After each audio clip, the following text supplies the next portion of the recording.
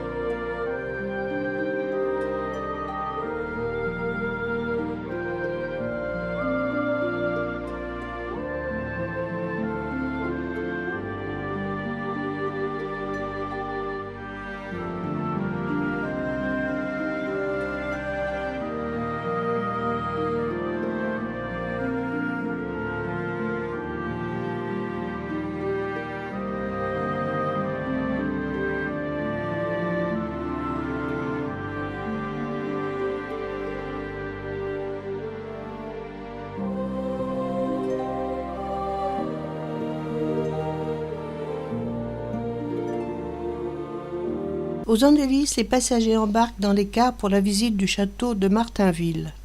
Au passage, un arrêt sur un piton rocheux dominant les Andelys, la Seine et la forteresse de Château-Gaillard. Depuis ce belvédère, la vue sur la ville et le château est imprenable. Cette forteresse médiévale du XIIe siècle en ruine, située au cœur du Vexin normand, à 5 km de Paris, dans la commune des Andelys, est bâtie sur une falaise de calcaire dominant la Seine. Une position stratégique ne pouvant que susciter la convoitise de la couronne de France, désireuse de se frayer un chemin vers la mer. Entre 1196 et 1198, Richard Cœur de Lion, roi d'Angleterre et duc de Normandie, fit ériger Château-Gaillard sur cette falaise pour protéger son duché et Rouen sa capitale. Véritable chef-d'œuvre de l'architecture militaire en avance sur son temps, la forteresse ne résistera pas cependant aux assauts de Philippe Auguste en 1204. Reprise par les Anglais au cours de la guerre de Cent Ans, le fort est définitivement abandonné devant les progrès de l'artillerie.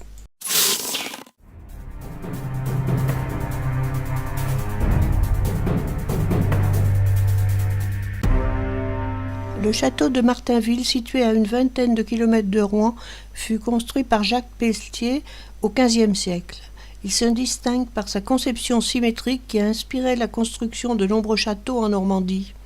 Face à ce monument en briques intemporel, l'histoire de France est omniprésente au sein du château. De Charles IX à Henri IV, la famille Peltier a su valoriser le fief de 25 hectares à l'échelle nationale. C'est après la mort du dernier des Martainville, descendant direct de la famille Peltier, que le château dépérit. Des siècles plus tard, l'État français rachètera le domaine pour en faire un musée à partir de 1965, avec pour fondateur Daniel Lavallée. Ce défenseur du vieux Rouen sera chargé de constituer les collections qui sont aujourd'hui présentes au Musée des Traditions et des Arts normands. À l'intérieur, on retrouve cette architecture propre au château qui le distingue. Toutes les pièces sont indépendantes les unes des autres et offrent une scénographie pertinente pour la visite du musée. C'est un château qui a été construit à la fin du XVe siècle par Jacques Le Peltier. Ce château a toutes les caractéristiques d'un château fort, mais préfigure déjà de la Renaissance en Normandie, avec l'utilisation de la brique et de la pierre sur l'ensemble du château. Ce château a traversé les siècles jusqu'à devenir un musée des traditions et arts normands, où on peut découvrir comment vivaient les Normands au XVIIIe et au XIXe siècle. Le musée des traditions et arts normands s'étale sur 3 étages du château. Au rez-de-chaussée, on trouve la cuisine qui était vraiment l'espace de vie du château. Au premier étage, des collections de mobilier. Vous allez pouvoir admirer une très belle collection d'armoires qui est le fleuron du mobilier normand. Au deuxième étage, qui était l'étage des domestiques, vous trouverez des collections réparties par zone géographique de la Haute-Normandie. Dans la salle du Pays de Caux, on voit qu'à l'époque, au XIXe siècle, toute la famille vivait dans une même pièce et que toutes les activités de la famille se trouvaient concentrées dans cette pièce. On y prend les repas sur la grande table, on y élève les enfants puisqu'on voit un bébé dans un panier à enfants. Et le dernier étage du musée est consacré aux collections textiles et aux collections de musique. Nous exposons des collections qui nous sont prêtées par l'association Espace Musical. C'est une association de Haute-Normandie qui travaille au collectage de la mémoire des instruments de musique fabriqués dans notre région. Les gens viennent chercher ici des souvenirs et des choses qui leur évoquent souvent leur enfance et le passé de nos ancêtres.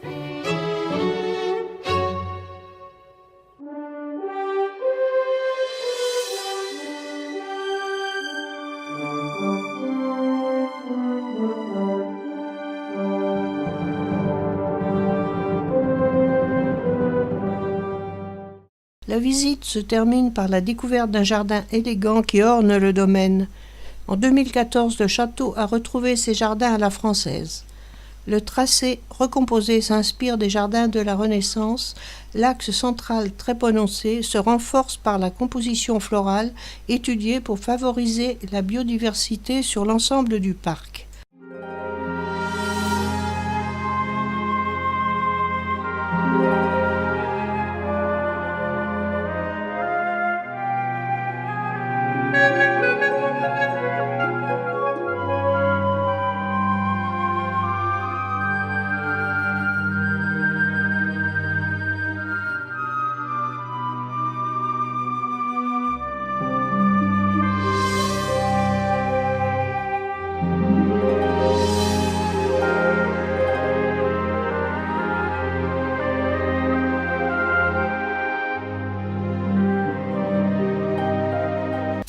Sur le chemin du retour, un arrêt à Notre-Dame de Bon Secours, près de Sotteville-lès-Rouen.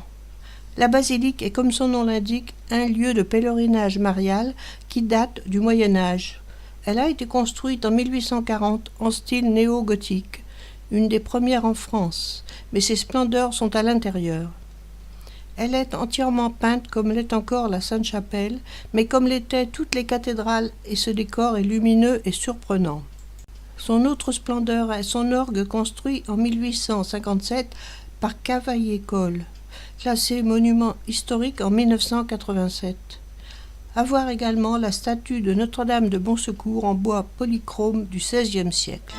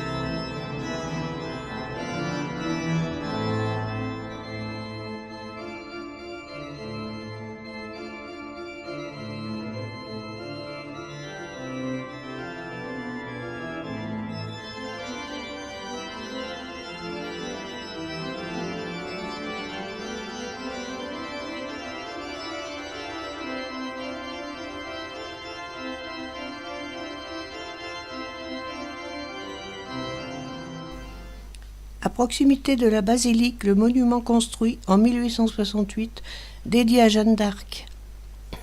La place manque à Rouen, on le construit à Bon Secours. La statue de Jeanne de 2 mètres est placée dans l'édicule principal. Le dôme est surplombé d'une statue dorée de Saint-Michel, les 2 petits édifices de part et d'autre abritant les statues de Sainte-Marguerite et Sainte-Catherine. Situé sur les hauteurs de Rouen, la côte Sainte-Catherine, l'emplacement offre un formidable panorama sur l'agglomération de Rouen.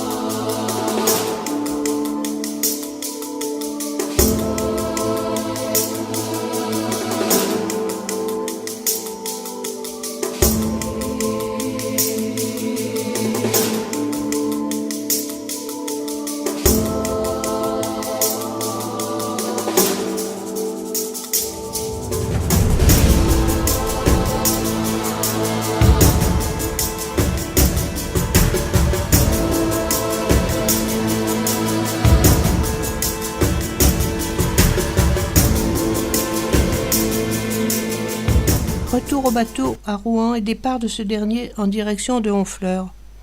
Après le dîner, la traditionnelle soirée de l'équipage, un moment d'amusement pour les passagers, instant de défoulement pour l'équipage.